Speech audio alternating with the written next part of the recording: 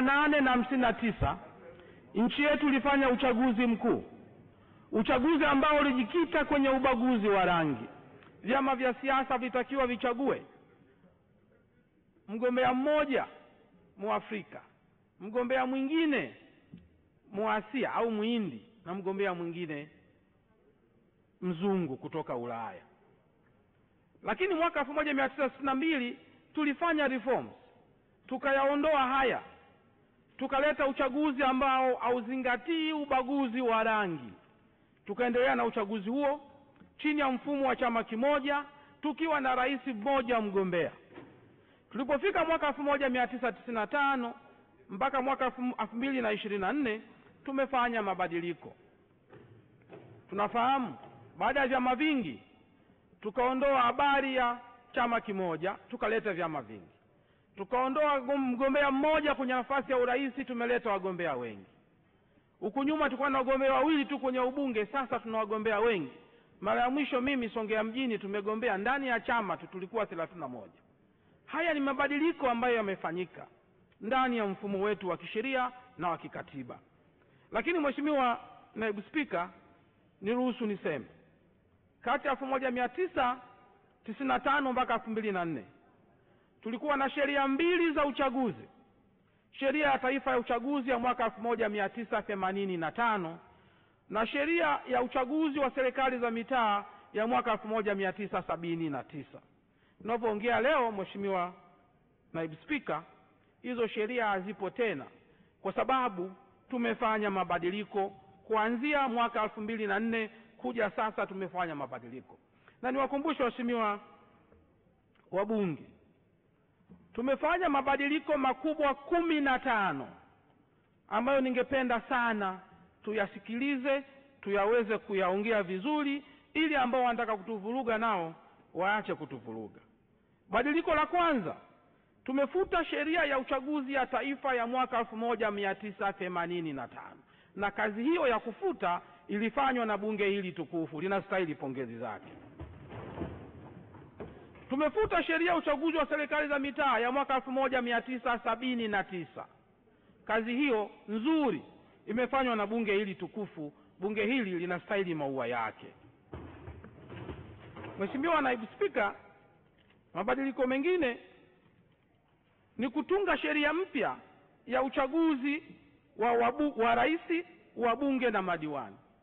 Sio kufanya mabadiliko, tumetunga sheria mpya. Na mnafahamu sheria hii tuliitunga mwaka jana Februari 2024 katika bunge hili, baada ya mjadala mrefu na kushirikisha pande zote. Tukapata sheria yenye vifungu 168 ikielezea kila jambo linalohusu uchaguzi, kila mchakato, na watu wote walishirikishwa. Kama reforms kubwa tumezifanya Februari mwaka 2024.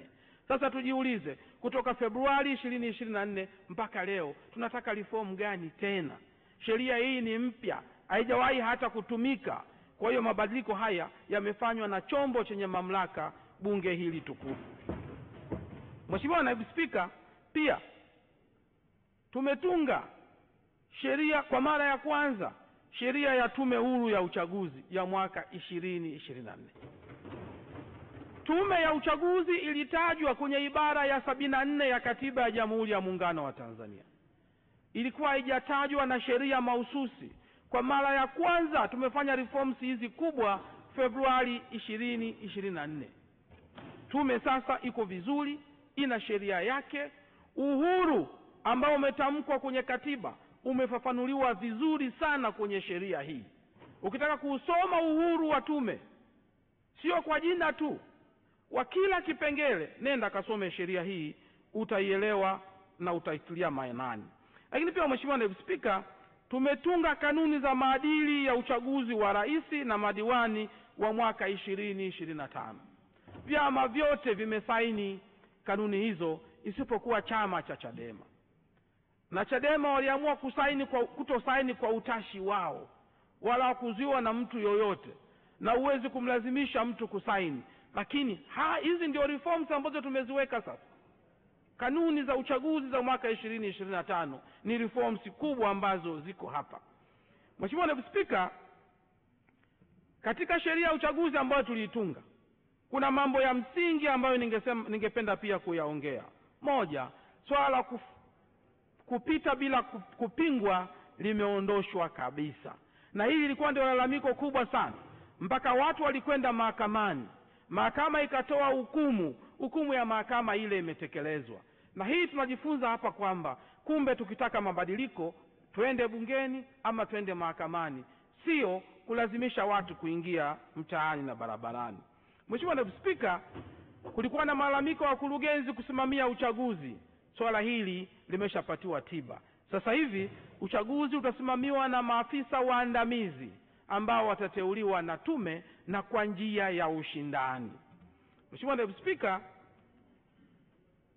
tumeanzisha kamati ya usaili ya kupata viongozi wa juu wa tume ili kupata umoja.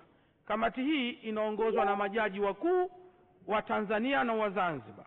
Inaongozwa na mwenyekiti na makamu mwenyekiti wa tume ya haki za binadamu na utawala bora, pamoja na mtu mwingine ambaye atateuliwa kutengeneza koramu ya watu watano. Mheshimiwa Naibu Spika, niseme hapa, duniani kote namna ya kufanya uteuzi katika nafasi nyeti kama hizi ni ama ateuliwe na rais, ama ateuliwe na bunge alafu rais aidhinishe, au ateuliwe na chombo huru na rais aweze kuidhinisha.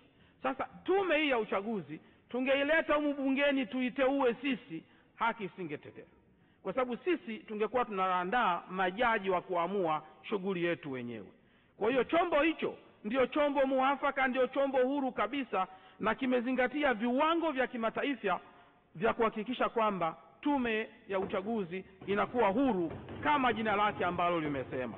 Mheshimiwa Naibu Spika, uteuzi wa mwenyekiti na mkurugenzi pamoja na viongozi wengine wa juu utatangazwa, watu wataomba na watashindanishwa kwenye usaili.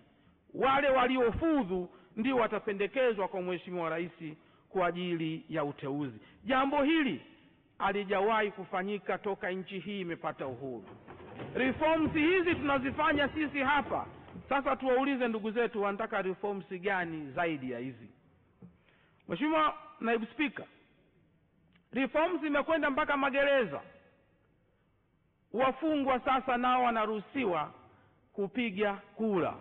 Hii inakwenda sambamba ukisoma na kifungu cha 10 na pamoja na jedwali la 3 linalotupa maelezo haya. Mheshimiwa Naibu Spika, pia kura ya rais inaweza ikapigwa popote pale, sio katika kituo ambacho umejiandikisha. Haya ni mageuzi ambayo yamefanyika makubwa sana. Mheshimiwa Naibu Spika, makosa ya unyanyasaji kijinsia yameingizwa na yamepewa msimamo mkubwa ili uchaguzi wetu sio tu uwe huru lakini pia utende haki. Mheshimiwa Naibu Spika, hatujaishia hapo. Swala la mapingamizi limefafanuliwa vizuri. Wale wasioweza kulielewa wakasome kifungu cha 26 pamoja na kifungu cha 53 kinaelezea mapingamizi. Mheshimiwa Naibu Spika, mimi kama waziri mwenye dhamana ya katiba na sheria niseme kwamba tumefanya reforms nyingi kuanzia mwaka 1961 mpaka leo. Tumekuwa na sheria 8, tumekuwa na kanuni 6, tumeshafuta sheria 2 na tumefanya mabadiliko kwa maana ya amendment sheria 6. Hizo ni reforms kubwa kuliko zote. Nitamke hapa kama waziri mwenye dhamana ya katiba na sheria, dhamana ya kusema kuna uchaguzi au hakuna uchaguzi kwa mjibu wa ibara ya 74 ya katiba ya Jamhuri ya Muungano wa Tanzania, kwa mjibu wa sheria namba 1 na namba 2 za mwaka 2024 ni Tume ya Uchaguzi ya Taifa, sio mtu mwingine yoyote yule. Mtu mwingine atakayesema hivyo anajivisha joo ambalo sio lake. Tuombe wa Tanzania wampuuze. Mheshimiwa Naibu Spika, jambo la 3 ambalo ningependa kulisema ni umuhimu wa bajeti hii ambayo tumeipitisha safari hii. Bajeti hii sisi tunaita bajeti ya haki.